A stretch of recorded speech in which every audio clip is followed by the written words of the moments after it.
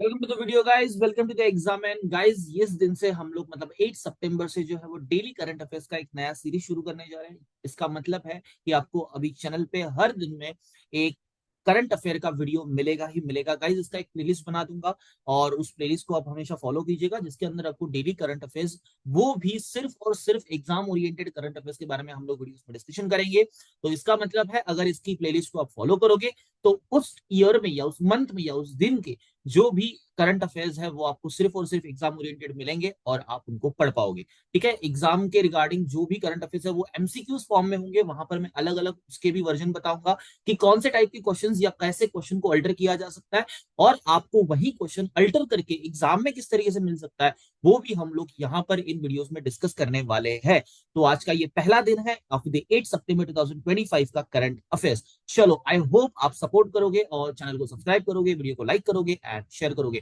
Guys, support करो तो ऐसी और भी चीजें जो है चैनल पे आएगी आपके लिए। ये एक फ्री ऑफ कॉस्ट इंस्टीट्यूशन बन जाएगा जहां पे आप अपनी एग्जाम की प्रिपरेशन जो है वो फ्री ऑफ कॉस्ट कर पाओगे। चलो आगे बढ़ते हैं। नाउ ज्यादा टाइम वेस्ट नहीं करेंगे स्लाइड पे और डिस्कशन करने में। सब इंपॉर्टेंट टॉपिक है उसके ऊपर डिस्कशन करें।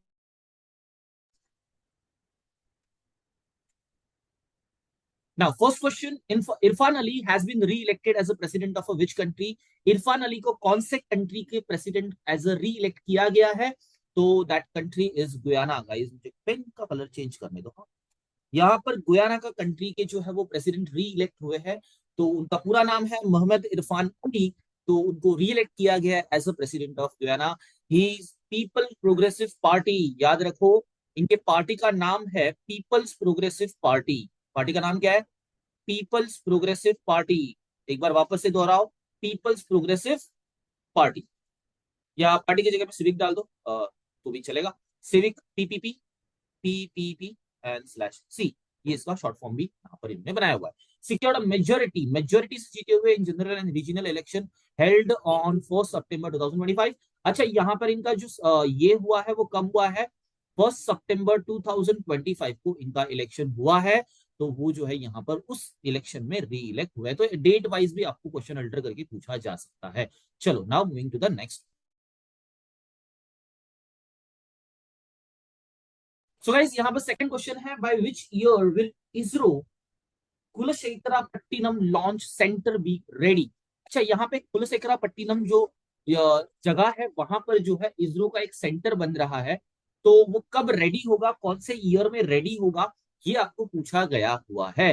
तो वो ईयर होगा 2026। तो 2026 में आपको कुलशेखरापट्टिनम पे एक और इसरो का सेंटर देखने मिलेगा। ISRO's new launch centre at Kulasekarapattinam in Tamil Nadu is expected to be ready by the end of the 2026. This facility will primarily be used for launching small satellite launch vehicles. तो एक इंपॉर्टेंट और एक देखो, अभी यहाँ पे क्वेश्चन को चेंज करने के चांसेस बनते हैं कि यहाँ पर ऐसा पूछा जाएगा, एसएसएलवी के लिए मतलब to launch small satellite launch vehicles, ISRO plan to launch centre at which place. मतलब यहाँ पे प्लेस के बारे में पूछा जा रहा है। क्या पूछा जा रहा है? तो एक सैटेलाइट के बारे में पूछा गया, सैटेलाइट के बारे में इंफॉर्मेशन दी गई कि बाबा एक स्मॉल सैटेलाइट लॉन्च व्हीकल जो है वो लॉन्च करने के लिए या वो बनाने के लिए इसरो कहाँ पे आपको एक सेंटर लॉन्च करके दे रहा है। तो वो जगह होगी कुलशेखरापट्टिनम। अब कुलशेखरापट्टिनम कहाँ पर है? तो basically it is in Tamil Nadu. तो देखो, बातों को किसी भी तरीके से घुमाया जा सकता है, वैसे ही क्वेश्चन को एग्जाम में किसी भी तरीके से घुमाया जा सकता है। आपको जो है हमेशा अवेयर रहना है कि क्वेश्चन को किस तरीके से अल्टर करने के चांसेस बनते हैं। तो वैसे ही जब इन्फॉर्मेशन रीड कर, कभी समझो इन्फॉर्मेशन का वीडियो डाला, आप अगर न्यूज़पेपर रीड कर रहे हो तो वहां पर आपको भी देखना है कि what kind of a form of the question वहां पे आ सकते हैं, और वो आपको अपने नोट्स में बनाने भी है। अच्छा हाँ, एक बात बोलना भूल गया, आप जो है वीडियो के अंदर से वीडियो को मत देखो, पेपर पेन लो और वहां पर भी आपकी जो सीए मतलब करंट अफेयर्स की जो नोट्स है ना, वो भी बनाओ। यहाँ पे करंट अफेयर्स के नोट्स बनाना भी इंपॉर्टेंट है। ऐसा नहीं है कि करंट अफेयर का वीडियो देख लिया मतलब आपको सब कुछ याद हो जाएगा, नहीं होगा। आपको करंट अफेयर्स के नोट्स भी बनाने होंगे। एक स्पेसिफिकली नोटबुक बनाओ जिसके अंदर आप जो है इन चीजों को नोट कर पाओगे। ठीक है, और अगर मतलब वीडियो को अगर मैं बोल रहा हूँ, बोलते जा रहा हूँ, और अगर आपको नहीं लिखने हो रहा है, वीडियो को पॉज करो, उस वक्त के लिए लिखो और बाद में फिर से नोट कर लेना। चलो, next question is third one. Who has been reappointed as a part-time non-executive chairman of a Yes Bank? Guys, Yes Bank के जो part-time नॉन एग्जीक्यूटिव चेयरमैन है वहां पे किसको रीअपॉइंट किया गया है? That person is R Gandhi. R Gandhi को जो है यहाँ पर रीअपॉइंट किया गया है as a part time non executive chairman of Yes Bank. Guys, याद रखना, उनका चेहरा याद रख लो, इनको देख लो ये ठीक से। ये जो है आर गांधी जो है, जिनको यस बैंक के लिए as a part time non executive chairman appoint किया गया हुआ है। चलो, now who has won the women's single title at US Open 2025? किसने जो है US Open 2025 के अंदर, ओपन 25 के अंदर वुमेन सिंगल के अंदर जो है मैच जीता हुआ है या यूएस ओपन जीता हुआ है? That person is Aryana Sabalenka. अब आर्यना सबालेंका जो है, जिन्होंने यहाँ पर women single title US open जीता हुआ है, शी डिफीटेड किसको? एमांडा एनिसी एनिसी मुआ, एमेंडा एनिसी मुआ को उन्होंने यहाँ पर बीट किया हुआ है in the final to secure her second consecutive US Open title. Guys, इन्होंने सेकंड टाइम जीता हुआ है, तो this is the second one. तो पहला भी इन्होंने जीता और सेकंड भी, मतलब दो इन्होंने जीते हुए, ठीक है। पहला मतलब इनका पहला और अब ये सेकंड, तो दो इन्होंने जो है यूएस ओपन सिंगल जीते हुई है। Next, fifth one, who has Skechers appointed as its brand ambassador. इसको जो है स्केचर्स ने अपना ब्रांड एम्बेसडर अपॉइंट किया हुआ है, तो that person is Mohammed Siraj. Mohammed Siraj को स्केचर्स ने जो है अपना ब्रांड एम्बेसडर अपॉइंट किया हुआ है। Skechers the American footwear company, guys याद रखो, स्केचर एक अमेरिकन फुटवेयर कंपनी है, has appointed cricketer Mohammed Siraj as its brand ambassador in India. He will be featured in brands making campaigns and promote its athletic and lifestyle footwear। क्योंकि वो athlete है तो simple है, cricketer है boss, और athlete है ऊपर से बॉलर है, तो सिंपल फुटवेयर के लिए वो सही पर्सन होंगे। Next, which country has supported India straight Melaka petrol plan? Straight Melaka petrol plan जो है, वहां पर किस कंट्री ने सपोर्ट किया हुआ है? That country is Singapore. Singapore ने जो है हमें यहाँ पर सपोर्ट किया है फॉर द स्टेट, जो स्ट्रेट मेलाका है वहां पे जो पेट्रोल प्लान है, उसके लिए हमें जो है यहाँ पर सपोर्ट किया गया है। Singapore has supported India straight Melaka petrol plan.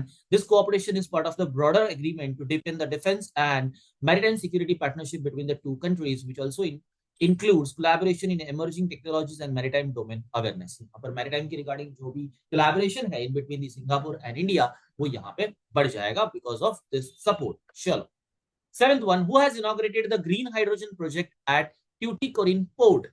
यहाँ पर ग्रीन हाइड्रोजन प्रोजेक्ट जो है एट ए ट्यूटिकोरिन पोर्ट। यहाँ पे ट्यूटिकोरिन पोर्ट जो है ना, बड़ा इंपॉर्टेंट पोर्ट है, बिकॉज ये बहुत जगह पे आपको आगे मिलेगा, तो ध्यान रखिएगा। ट्यूटिकोरिन पोर्ट जो है बहुत इंपॉर्टेंट होगा, आपको हमेशा इसके बारे में कहीं ना कुछ सुनने मिलेगा।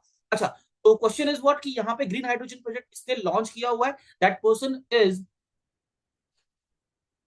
सर्बानंदा सोनोवाल। सर्बानंदा सोनोवाल जी ने यहाँ पर लॉन्च किया हुआ है ट्यूटिकॉन पोर्ट के ऊपर green hydrogen project. Green hydrogen project भूलना मत, ग्रीन हाइड्रोजन प्रोजेक्ट नाम है सर्बानंदा सोनोवाल। और कहा, कौन से पोर्ट पे? तो ट्यूटिकॉन पोर्ट। अब ये ट्यूटिकॉन पोर्ट क्या है, कहाँ है, वो देखो, union minister of the ports. अच्छा, ये जो है वो कौन है? Union minister of port. ये कौन है? Union minister of ports. एक मिनट, हाँ, ये कौन है? यूनियन मिनिस्टर ऑफ पोर्ट्स है। और shipping waterways, shipping and waterways definitely, अभी यहाँ पे पोर्ट के हैं तो शिपिंग एंड वाटरवेज तो आगे आएगा ही, शिपिंग एंड वाटरवेज। तो सरबनंदा जो है इसके यूनियन मिनिस्टर है पोर्ट्स के। Inaugurated the green hydrogen pilot project at a Tuticorin port VO Chidambaram port. इसका दूसरा नाम देखो, दूसरा नाम भी है यहाँ पर, तो ऐसा भी हो सकता है कि इसके बारे में पूछा जाए, उल्टा पूछा जाए कि ट्यूटिकॉन पोर्ट का नाम ही ना ले और ये बोल दे कि चिदम्बरम चिदम्बरम नरन जो पोर्ट है उसके ऊपर जो है कौन सा प्रोजेक्ट लॉन्च किया गया, ये पूछा जाएगा, उल्टा पूछा जाएगा।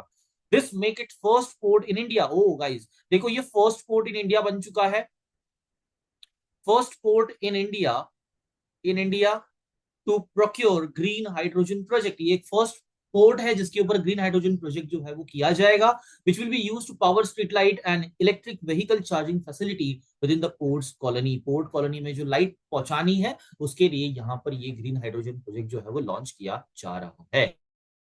चलो, moving to the next one.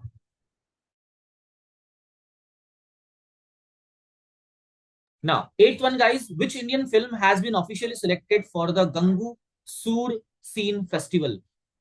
गंजी सुरसीन फेस्टिवल, सॉरी, गंजी सुरसीन फेस्टिवल जो है, यहाँ पर कौन से लाइक कौन से इंडियन फिल्म, जो कौन सी इंडियन फिल्म है जिसके लिए, जिसको ऑफिशियली सिलेक्ट किया गया है जंजी सुरसीन फेस्टिवल के लिए इन पेरिस, पेरिस के अंदर ये हो रहा है।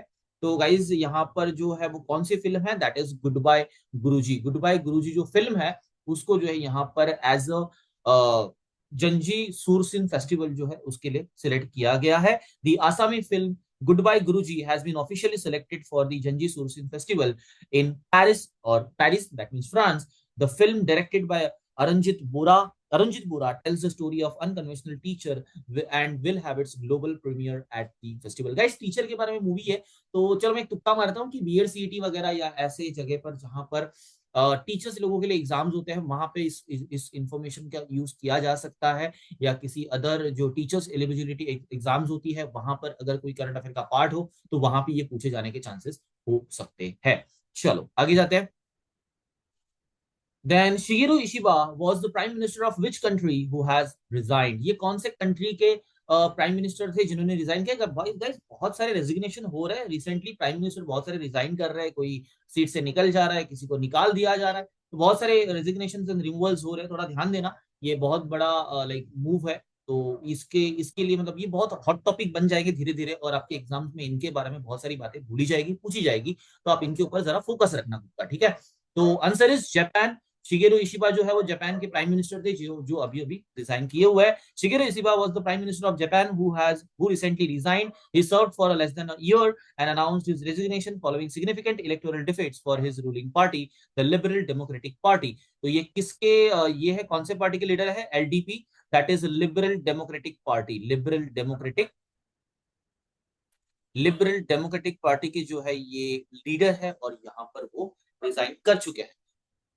देखो इनका चेहरा देख लो, याद रखो, ठीक है। David Lammy has become the deputy prime minister of which country? Guys कौन से कंट्री के डेविड लैमी जो है डेप्यूटी प्राइम मिनिस्टर बने हुए हैं, अभी बने हुए हैं, and that is Britain. Britain के अंदर बने हुए हैं David Lammy. David Lammy has become the Deputy Prime Minister of Britain, a prominent British politician. He also serves as the Secretary of State for Justice and Lord Chancellor. Guys, ये Justice and Lord Chancellor state के लिए मतलब secretary, as a secretary भी designated पहले से है, और अभी जो है इनको as a deputy prime minister जो है वो अपॉइंट किया गया। Then 11th one, which country has renamed its defense department as a department of a war?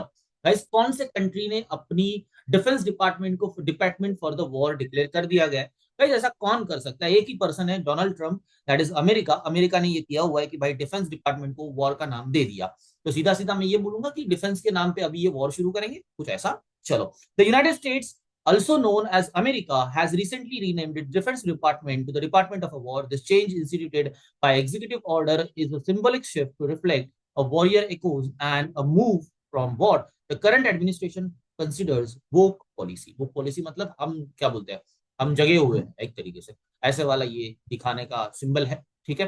तो उन्होंने जो है अपना नाम चेंज किया, अमेरिका का नाम याद रखो और डिपार्टमेंट ऑफ वॉर याद रख लेना, हाईलाइटेड है, बहुत ज्यादा इजीली याद हो जाएगा। Next one, India's first knowledge portal has been launched in which state? यहाँ पर vulture के रिगार्डिंग जो नॉलेज देने वाला एक पोर्टल है, वेबसाइट है, वो कौन से स्टेट ने यहाँ पर लॉन्च किया हुआ है? गाइस ये first ever vulture knowledge portal है जो किसी स्टेट ने लॉन्च किया हुआ है, and that state is nothing but the Assam. यहाँ पर असम ने जो है इस तरीके का नॉलेज पोर्टल जो है वो लॉन्च किया हुआ है। India's first vultural knowledge portal has been launched in Assam. The portal, developed by a foundation dedicated to vultural conservation, serves as a network for individuals and organizations working to save these critical endangered birds by compiling scientific data and awareness material.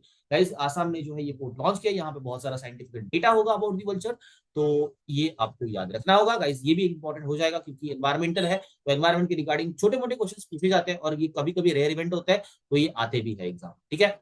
So guys, this was of the current affairs for the 8 September 2025.